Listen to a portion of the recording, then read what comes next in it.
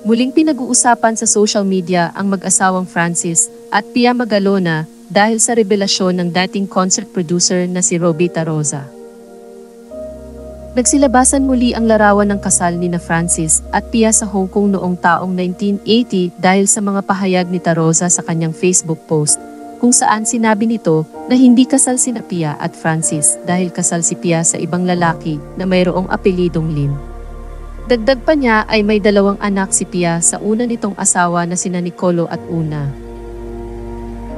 Dahil sa walang divorce dito sa Pilipinas ay maituturing na live-in partner lamang ang dalawa at hindi raw legal sa Pilipinas ang pagpapakasal ng dalawa sa Hong Kong. Sinabi pa nito na huwag magpabiktima si Pia dahil wala namang sumira ng kasal, dahil wala naman talagang naganap na kasal sa Pilipinas. Kalakip ng kanyang post ay ang istorya kung paano sila nagkakilala ng master rapper at paano naglalabas ng hinanakit si Francis at tuwing mayroong hindi pagkakaunawaan sa pagitan nila ni Pia. Sinabi raw ng yumao na iniwan na niya si Pia dahil sa hindi na niya kaya pa itong pakisamahan.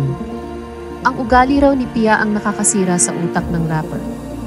Nang muli raw silang magkita ay nabanggit ni Francis na mayroon na siyang bagong karelasyon na kabaliktaran daw ng ugali ni Pia. Ani pa raw ng rapper ay masarap sa pakiramdam ang totoong pag-ibig. Lahat raw ng sinabi ni Francis sa kanya ay itinago niya at sila lamang dalawa ang nakakaalam. Hiwalay na raw si Pia at Francis nang magsimula ang relasyon ng rapper sa ibang babae. Tanging para lamang sa mga anak kung bakit nanatili si Francis sa piling ni Pia. May tuturing ding love child raw ang naging bunga ng pagmamahalan ni na Francis at babaeng karelasyon noon dahil totoong pag-ibig raw ang naramdaman ng rapper. Samut-sari ang naging reaksyon ng mga netizens sa mga revelasyon ito. Saad ng mga nagkomento, Pia lang ang masama ang ugali. It takes 2 to tango at super lapitin si Kiko dahil gwapo at sikat. Respect sa family. Nalinawan din tayong lahat. At least naranasan ni Francis M. ang totoong love bago siya mamatay.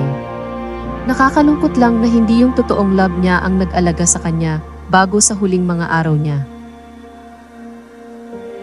Tahimik na nga ang side nila Ma'am Pia, bakit need pa magsalita niyan, respect na lang sana as yumaong Francis M.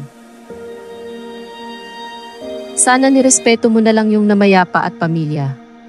Tahimik nga sila walang reaction sa revelation ng lover at anak ni Francis M.